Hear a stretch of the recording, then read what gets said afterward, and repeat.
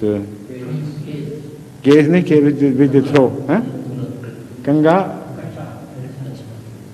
No, what they throw to kill that kirpan? No, that round weapon. That is called kada. Kada is hair, not hair. That is case is the hair. But I am talking of that round sharp weapon which they put on the turban. That is also one of the cases, isn't it? That's I see. I'm sorry. I thought that would be. Otherwise, five are completed. Kada, case, kirpan, kanga, kacha. These were the basic requirements of a Sikh. In the jungle life, they didn't want much elaborate dress.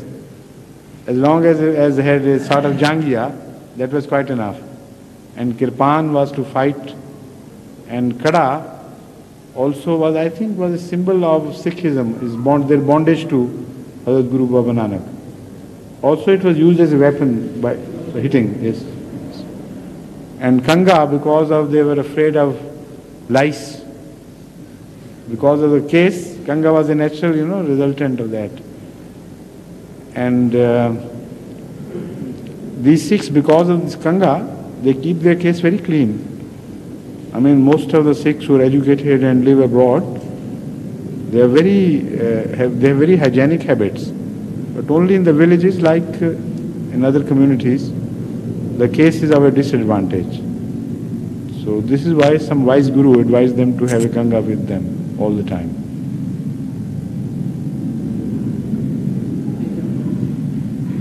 Yes, please.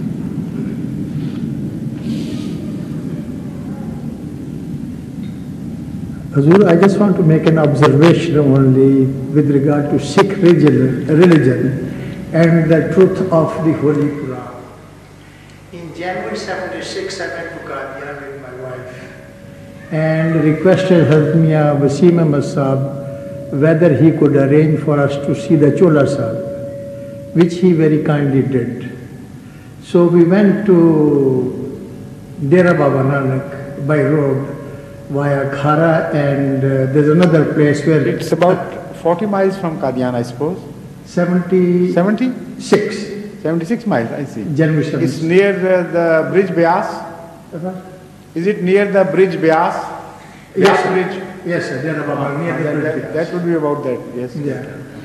And when we went there, the Granthi, the Chola Sahib is now put in a little casket, not under a lot of clothes. And it's a sort of, which can open... It's always on the exhibition, is it? Is it on the exhibition? No, sir. Because Hazrat Mian Sahib arranged one of the trustees to go with us. He's an advocate from Batala. I see. And there, Malik Salahuddin Sahib also showed me the place where Hazrat Masih Maud used to sit outside the court pending hearing of the cases. Anyway, when we reached Dera Baba Nanak, the man on duty, he opened the casket and he first took out Chola Sahib. He took it out? Yes, sir. Because one of the trustees was with us. Is the cloth strong enough? It's getting decayed. So actually I told Mr. Bedi, the advocate, who one of the owners, I should say, why don't they send it to England and get it treated? And he said, Dar Sahab, why don't they call somebody, some expert there, and under his advice they can treat the chola? They say it will become bharshat if other people touch it. No, I don't advise that. I mean some experts should be called from here. Yes. Under their instruction, local Sikhs could treat the chola. Yes, that's a good idea. But that should be, I think that advice should be sent to Qadian. Yes. If they want any help in this regard, we'll get the information and try to help them. Because even if we have to bear the expenses, I'm ready. Because that's a sign of the truth of Islam. and also that of Hazrat Masih Maud Wasalam with the same process, because it was revealed to him that Chola bears the Holy Quran and inscriptions. So it's very important to us that it's preserved. So you kindly write to Mir Singh Sahab on my behalf. The cloth has now become sort of brownish, but the writing of the Holy Quran is in a beautiful handwriting and deep dark black ink. Beautiful. And then there is a... You could read it? Sorry, sir? You could read it? Yes, sir. Good. Easily, sir, very clearly. And then there was a piece of cloth, chuzi. Did you take a picture of that as well? I did, sir.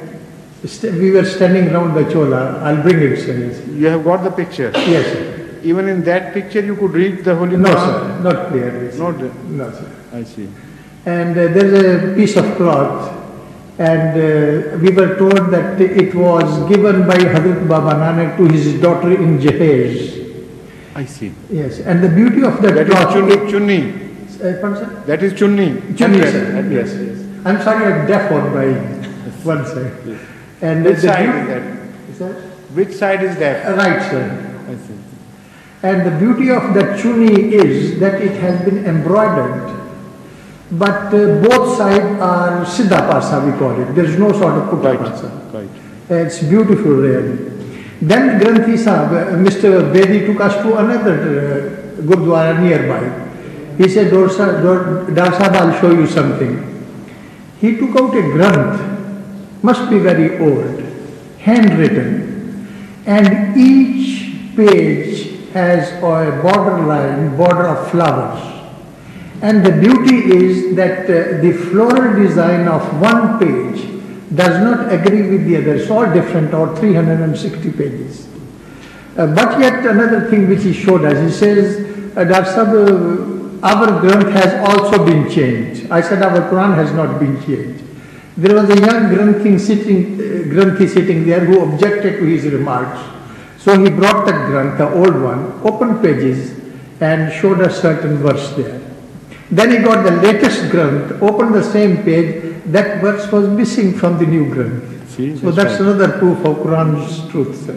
Did you note down the missing verses? No, sir, I didn't say.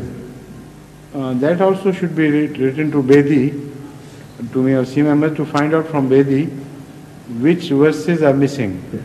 And if he again is kind enough to take some scholar to write down the verses, maybe they are the ones which are favorable to Islam. That's right. Yes? Malik Salahuddin Sahib was with us, he might remember. Yes. Thank you. Yes, please, Gauri Sahib.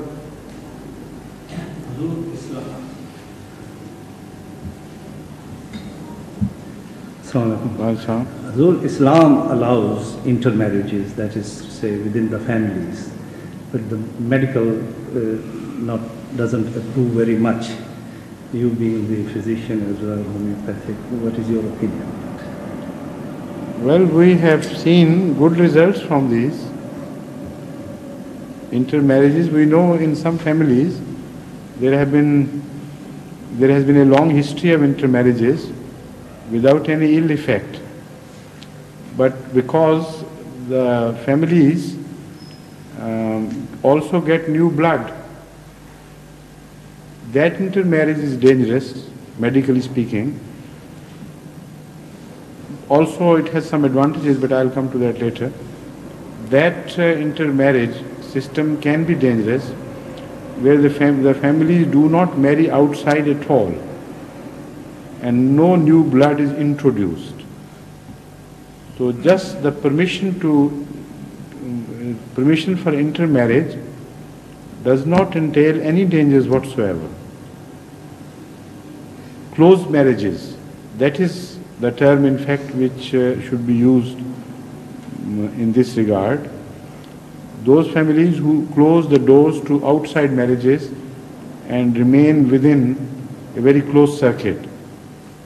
Sometimes it is not a family, it is a religion, for instance. The Jews, they marry among the Jews. The Israelites I mean, that is to say a particular race continues to